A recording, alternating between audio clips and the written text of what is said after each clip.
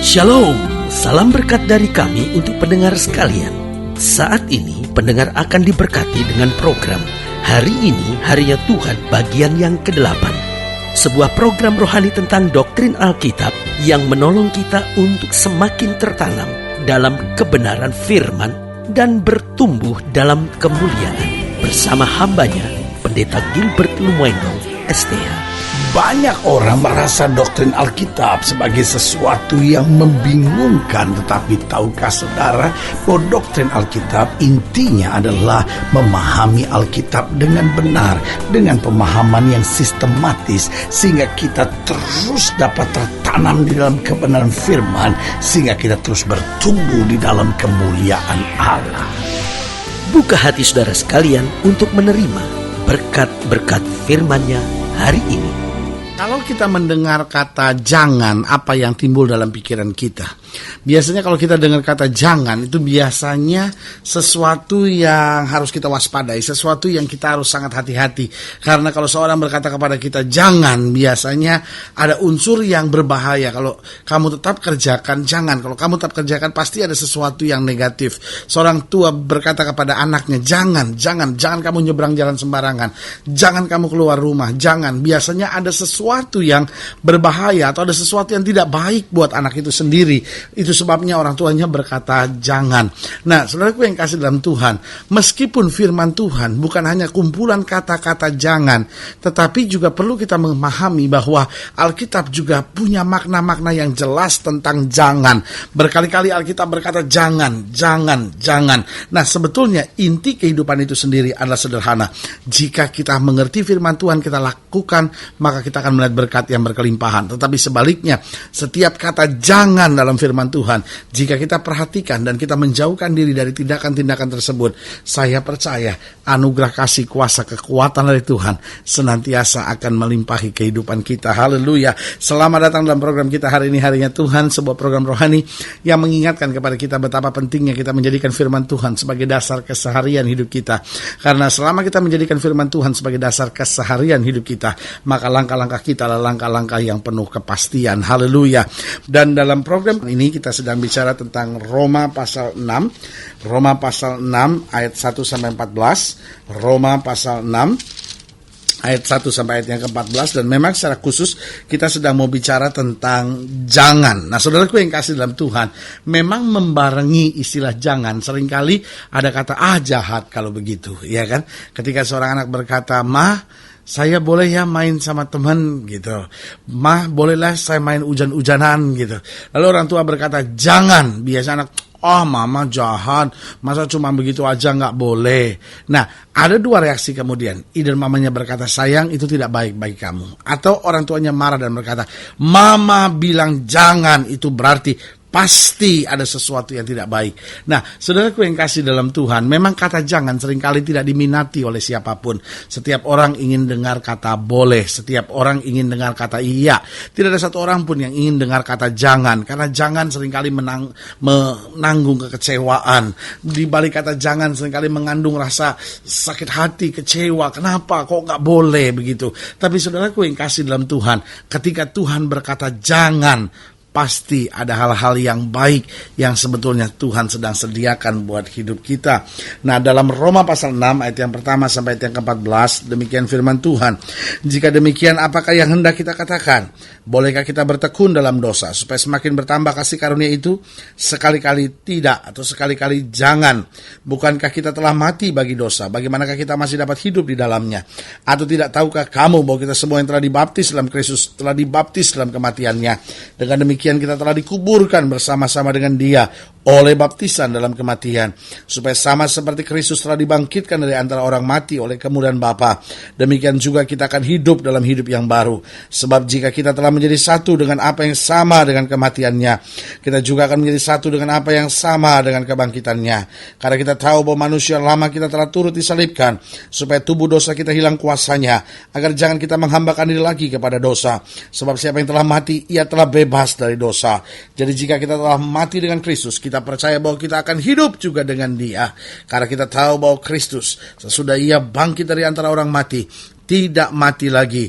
Maut tidak berkuasa lagi atas dia, sebab kematiannya adalah kematian terhadap dosa satu kali dan untuk selama-lamanya, dan kehidupannya adalah kehidupan bagi Allah. Demikianlah hendaknya kamu memandangnya, bahwa kamu telah mati bagi dosa, tetapi kamu hidup bagi Allah dalam Kristus Yesus. Sebab itu hendaklah dosa jangan berkuasa lagi dalam tubuhmu yang fana, supaya kamu jangan lagi menuruti keinginannya. Dan janganlah kamu menyerahkan anggota-anggota tubuhmu kepada dosa untuk dipakai sebagai senjata kelaliman, tetapi serahkan dirimu kepada Allah sebagai orang-orang yang dahulu mati, tetapi yang sekarang hidup.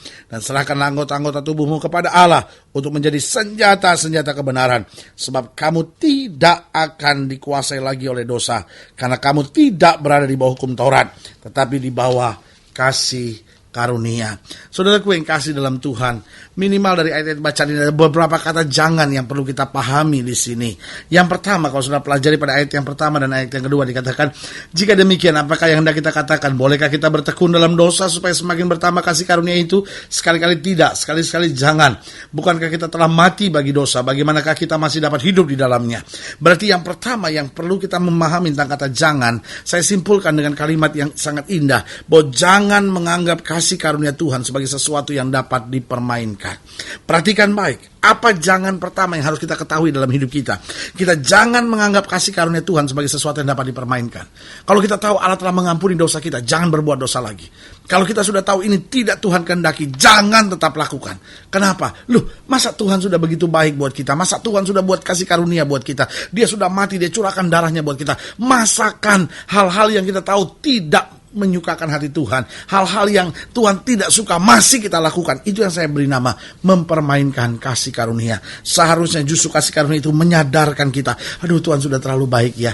Daud bilang apa? Dengan apakah aku balas kepadanya segala kebaikannya kepadaku? Kasih karunia harusnya menyadarkan kita bahwa kita harus hidup benar, hidup dekat sama Tuhan. Tuhan sudah kasih keluarga buat kita, sudah kasih anak-anak. Masa masih juga kita hidup dengan judi, minum mabuk? Betul ada masalah, betul ada persoalan, lari pada Tuhan. Harusnya menyadarkan kita betapa Tuhan itu baik, dan juga menyadarkan kita bahwa Tuhan begitu baik sehingga kita mendapat semangat. Jadi setelah kita disadarkan, yang kedua, kasih karunia itu memberi semangat. Iya ya, Tuhan sudah mati buat saya nggak perlu takut. Iya ya, Tuhan sudah mati buat saya. Masa sih darah saja dicurahkan, masa sih tangannya tidak akan terulur dalam hidup saya? Jadi sekali lagi, apa yang jangan yang perlu kita mengerti, jangan menganggap kasih karunia Tuhan sebagai sesuatu yang dapat dipermainkan. Seharusnya justru kasih karunia menyadarkan kita, kasih karunia memberi semangat. Ya Tuhan, saya maju meskipun saya ada tantangan, meskipun saya ada persoalan, meskipun banyak orang mengecewakan saya, tapi kasih karunia Tuhan tidak pernah mengecewakan saya. Haleluya. Yang kedua, apa hal tentang jangan yang perlu kita ketahui? Yang kedua, jangan menjadi orang percaya yang tidak mati bersama dengan Kristus. Coba lihat ayat yang ketiga dikatakan apa di situ?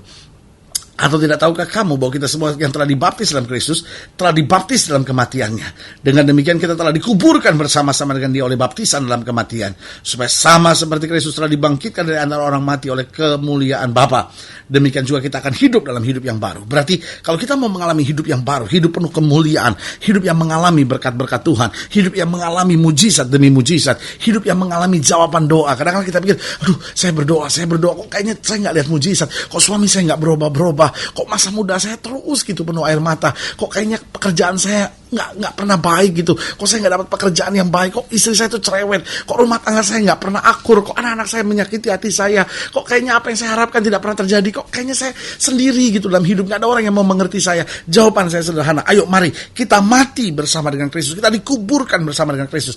Apa artinya kita mati dan dikuburkan bersama Kristus? Artinya manusia daging kita hilang kuasanya, kita nggak tertarik lagi pada kesenangan daging. Kenapa? Karena kita mau lebih dekat sama Tuhan, kita mau ngalami cinta Tuhan, kita mau lebih dekat dengan Kristus. Ini yang saya katakan, kita mati bersama dengan Kristus. Artinya daging kita, kedagingan kita, keinginan duniawi kita dikuburkan, mati bersama dengan Kristus. Tapi kita bangkit untuk sebuah kehidupan baru. Sehingga Paulus berkata, hidup yang kujalani sekarang bukan hidup karena melihat, tapi hidup karena percaya. Karena aku hidup, namun bukan lagi aku yang hidup, tetapi Kristus yang hidup dalam aku. Haleluya. Yang ketiga, apa jangan penting yang harus kita mengerti, yaitu jangan menjadi orang percaya yang tidak menyadari kuasa kebangkitannya. Jangan Jangan menjadi orang percaya yang tidak menyadari kuasa kebangkitannya. Makanya di ayat yang ke-6 dikatakan, karena kita tahu bahwa manusia lama kita telah turut disalibkan, supaya tubuh dosa hilang kuasanya, agar jangan kita menghambakan diri lagi kepada dosa. Sebab siapa yang telah mati, ia telah bebas dari dosa. Jadi, jika kita telah mati dengan Kristus, kita percaya bahwa kita akan hidup juga dengan Kristus. Haleluya. Jangan menjadi orang percaya yang tidak menyadari kuasa kebangkitannya. Waktu kita sudah mati bersama dengan Kristus. Oh haleluya. Ini saatnya kita mengimani janji Tuhan. Ini saatnya kita menantikan kuasa Allah. Karena waktu kita imani janji Tuhan bahwa manusia lama kita telah turut mati, maka dengar baik, kuasa kebangkitannya akan menjadi bagian hidup kita. Di mana kita menang atas setan, kita menang atas dosa, kita menang atas pergumulan, dan kita dapat senantiasa hidup bersama dengan Kristus dalam sukacita, damai, sejahtera. Haleluya. Dan yang keempat, yang terakhir, jangan yang perlu kita pahami adalah jangan biarkan tubuh kita dipakai sebagai senjata kelaliman. Jangan biarkan tubuh kita dipakai sebagai senjata kelaliman. Ayat yang ke-12 dikatakan, sebab itu hendaklah dosa jangan berkuasa lagi dalam tubuhmu yang fana, supaya kamu jangan lagi menuruti keinginannya, dan janganlah kamu menyerahkan anggota-anggota tubuhmu kepada dosa untuk dipakai sebagai senjata kelaliman, tetapi serahkan dirimu kepada Allah sebagai orang-orang yang dahulu mati tetapi yang sekarang hidup. Berarti yang keempat, jangan biarkan tubuh kita dipakai sebagai senjata kelaliman. Artinya jangan biarkan tubuh kita dipakai sebagai senjata dosa, sebagai alat permainan setan. Tapi sudah saatnya kita pakai tubuh kita untuk memuliakan Kristus. Apa yang benar, apa yang mulia, apa yang dikehendaki Kristus, itulah yang kita lakukan. Meskipun kadang-kala berat, meskipun kadang-kala sukar, tapi saudaraku jangan takut. Roh Kudus menolong kita, menyertai kita, akan memampukan kita untuk senantiasa menyenangkan hati Tuhan. Haleluya. Saudara ingin dilayani lebih jauh, hubungi kami melalui telepon, hubungi kami melalui surat, kunjungi website kami, karena kami ada untuk membawa Bapak Ibu Saudara senantiasa lebih dekat pada Tuhan dan mengalami kasih kuasa mujizat yang luar biasa. Haleluya.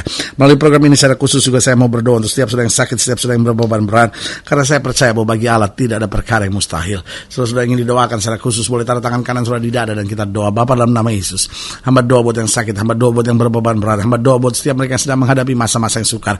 Hamba berdoa di dalam nama Yesus, Tuhan jamah, Tuhan pulihkan, Tuhan bangkitkan iman kami untuk kami dapat melihat kemuliaan Tuhan dinyatakan. Di dalam nama Yesus kami berdoa. Haleluya. Amin. Saudara gue yang kasih dalam Tuhan, kita sudah berdoa. Ingat, Allah tidak pernah lalai menepati janjinya. Inilah saatnya buat kita untuk bangkit bersemangat, bersuka cita dalam menghadapi segala perkara. Karena kita tahu bahwa bersama dengan Yesus kita cakap menanggung segala perkara. Doa saya menyertai saudara sampai berjumpa pada program berikut. Dan jangan lupa, jadikan hari ini harinya Tuhan. Haleluya.